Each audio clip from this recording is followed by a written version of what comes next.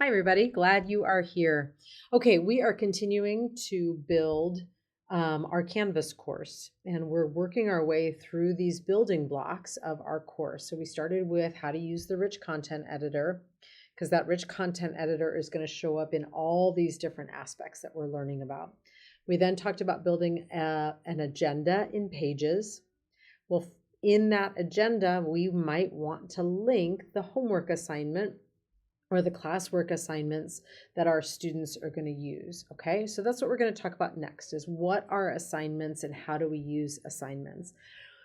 In Canvas, the word assignments has kind of a broad meaning, actually, but think about it as anything that is graded. That's how I like to think about assignments. Now, that doesn't necessarily mean you're going to grade it in Canvas, but anything that is graded, or anything that has a due date, I guess, is maybe even a better way to think about assignments. Anything that you're going to put out there for the students that has a due date attached to it, and often then too has a grade attached to it. Okay. Assignments can take many forms. So at the end of this video, I'll remind you of this again, but it might be after I've gone through this, talk with your mentor.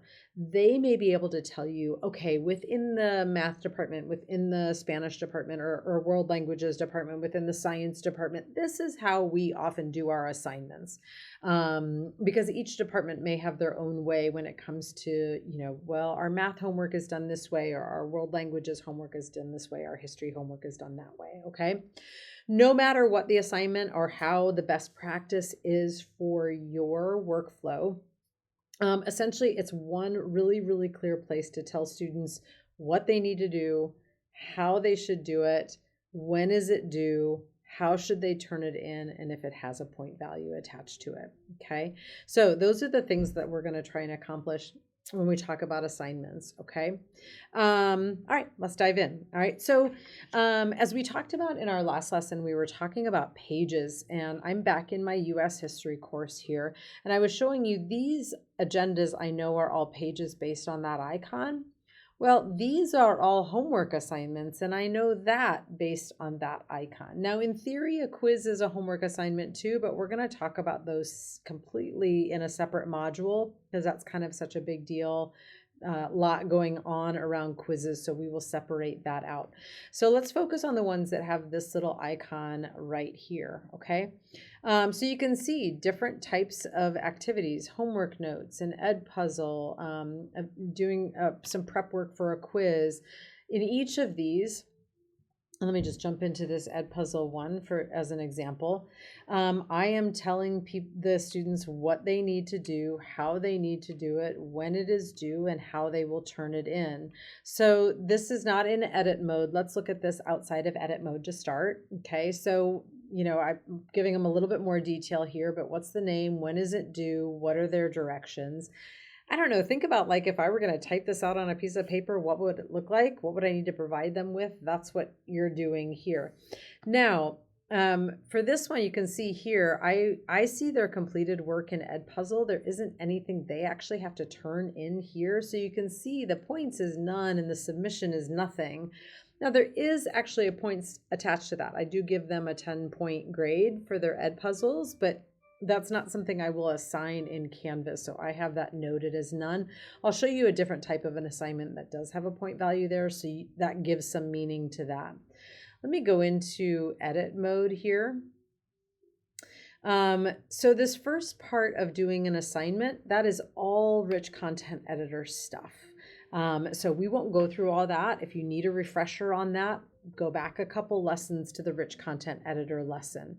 What we really want to focus on is this bottom part down here. This is where we're dealing with elements that are unique to assignments. So let's just go through these one at a time. So if I were going to attach a point value to this, I would enter that value here. Assignments can be organized into groups, and I will show you that on our assignment index page last part of this video. But if I click here, you can see these are all the different assignment groups that I have, and I just simply have this organized by unit. That's just what logically made sense to me. Now you need to do what makes logical sense to you in your course and your organization. You can see in here on the pages lesson, I was talking about templates. Here's an example of me having some templates. Because again, once you've created the shell of an assignment, like I created the shell of what an Edpuzzle assignment should look like, I saved that as a template so that the first time I was going through building this course, or in subsequent years when I changed assignments and all that kind of stuff, I could go back to my templates, duplicate, and then edit, right? And right from within here, I could create a brand new group too if I wanted to. Okay, so that's assignment groupings. We'll look at that again over here on that assignment index page. Now I'm going to jump over display grade as. We're going to do that last because what I choose there then leads to other choices. But let's talk about assigning access. This is hugely important because when you assign access, now, if I don't do anything here in theory, kids can get to it because it defaults to everyone.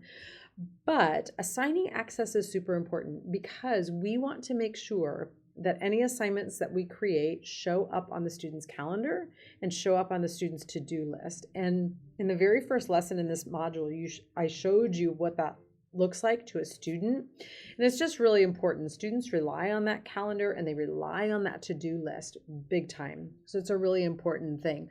So you can see, for example, here I've assigned this to my period 2 US history class. It's due on May 12th at 8 a.m., their first period of the day. So I have it set for their class start time. And I had made this assignment available to them on May 8th at noon, or at midnight, basically. It defaults to midnight, so I just leave it at that. You could change that if you wanted to set it like it's not available until the end of class. That way maybe they're not sneaking in and getting to that during class or something like that. Now, I do a separate post for my period 4 class because it's due at 11:10 a.m. Different teachers do that differently. That would be a great conversation to have with your mentor when they create assignments. What do they do? The most important thing isn't necessarily what you choose to put there, it's that you choose to put something there. You have to set a due date or it won't go on the student's calendar and it won't go on the student's to-do list. So that's the big takeaway right there. Okay, set a due date. All right, let's go back up here to display grade as. Now I'm showing this as not graded because by this point my students know, oh, it will be graded, but she's just going to go look at it in Edpuzzle. Depending on the choice that I make here, I'm going to get different options. Okay, so I'm going to leave this assignment. And so let me cancel this and let me go to an assignment where I have, let's actually go to the assignment index page for this step. And I can show you this while we're here. So I've clicked on assignments over here. I have that hidden to students. They need to see that. They can get to all my assignments through my modules. So I don't have that visible to students. We talked about that in an earlier video. Let's go actually down to some later stuff. Okay, let me go to their review materials. This is a good example. So right here on this index page, you can see my organizational structure. I have it organized by module, different things like quizzes versus homework assignments, different sort of due dates and point values and things like that. Okay. But if I go into this review materials post, and I'm going to go into editing my assignment again. This brings up my rich content editor and all my settings down here. Now, right away, you see this section here looking differently, right? So here's my assign to. So once I changed display grade as from not graded to points, and this would have been true if I had said complete, incomplete. It would have been true if I had said percentage. All of these options up here that actually have some weight to them, they will immediately open up a submission type. Sorry, pause. Okay, I'm back. Sorry, I had to help a student. All right, so you can see my submission type here is named external tool. This is an assignment that I've actually attached a Google Doc to. And I've asked for that a copy of that Google Doc to be assigned to every single student. It's a very unique type of submission. If you want to learn more about that, please let me know. But here I have different types of submission methods. So there can be no submission. So maybe I choose no submission, but I still want a point value attached to that. You can do that. So like with my ed puzzles where I don't have points, I could say this is worth 10 points, but there's no submission so that they know they don't have to submit anything. And I think that's a really valuable thing. There could be I don't want to mess with this and say there's online submission. There's different methods of online submission. They maybe upload a file to you. Maybe they give you a URL, all sorts of things. When you're talking about online submission, essentially what we're talking about is anything that when they're sitting there with their iPad, they can submit to you electronically. That is an online submission. Now, another another type that you could do is on paper. A lot of people are kind of going this way anymore, right? We're going back to on paper. So a student is going to actually hand you a piece of paper to submit this in class. You might change your submission type to on paper, and then they know, oh, this is a paper. I've got to turn that in. Okay.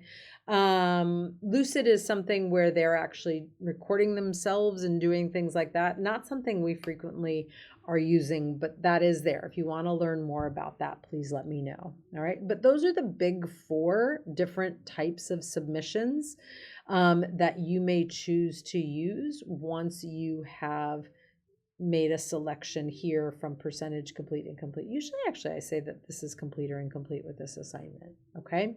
So display grade as, then you've got a submission type, and then submission attempts.